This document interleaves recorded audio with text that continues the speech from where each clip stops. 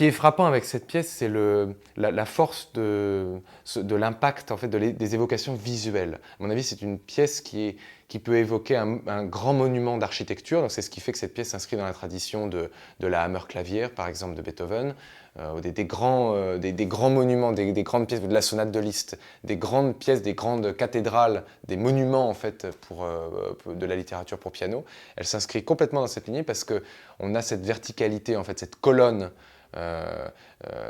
soudée à la terre, c'est-à-dire qu'on a quand même quelque chose de tellurique avec des harmonies affirmées, des basses affirmées, disposées juste aux bons endroits pour que ça puisse tenir, mais entre les deux, on a eu des séries de fresques extrêmement tumultueuses, voilà, avec des évocations de tableaux assez effrayants. Moi, je me souviens qu'il y avait quelqu'un après un concert qui lui avait parlé de Michel-Ange, en fait, et qu'il a eu cette impression de chute, en fait, où on voit tous ces corps très lourds, mais en même temps pas lourds, qui sont tous les uns sur les autres et qui tombent du ciel. Et on a cette impression dans la salle de Chimanovski aussi de pesanteur, mais de pesanteur qui vole quand même. Parce que les règles de l'harmonie, les règles de la mélodie sont mises tout le temps en question. Elles sont tout le temps remplacées. Ça glisse, en fait. On a l'impression je le disais ramper tout à l'heure, mais on a vraiment l'impression de glisser d'un passage à l'autre de façon très impulsive, mais toujours contrôlée en même temps. En fait, c'est une pièce qui est pleine de contradictions et qui, à mon avis, prend tout son sens, en fait, et sa justification dans la performance live, en concert.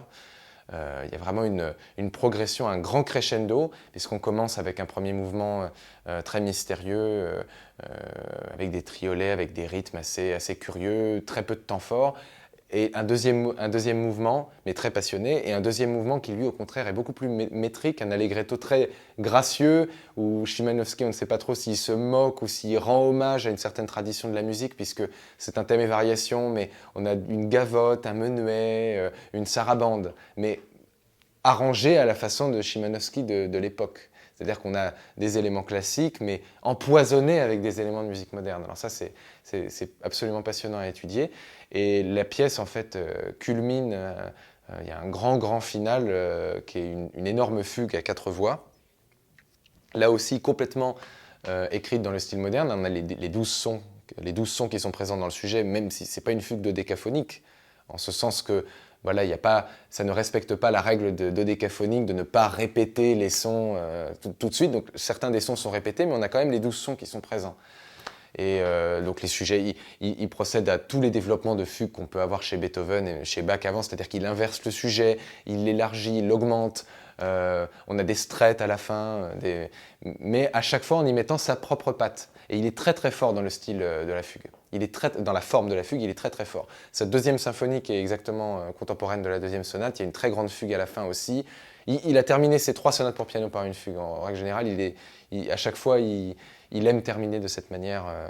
Et on comprend pourquoi, parce que son style est vraiment adapté. Il y a vraiment cette obsession contrapuntique où on ne sait pas vraiment où la mélodie, où la ligne va aboutir. Et en fait, d'avoir cette résolution en fugue donne tout le sens à la pièce. Et c'est très très impressionnant. Je pense que surtout en concert, c'est très très impressionnant. C'est vertigineux. On a vraiment une coda extrêmement virtuose où la totalité du piano est mobilisée tout le temps.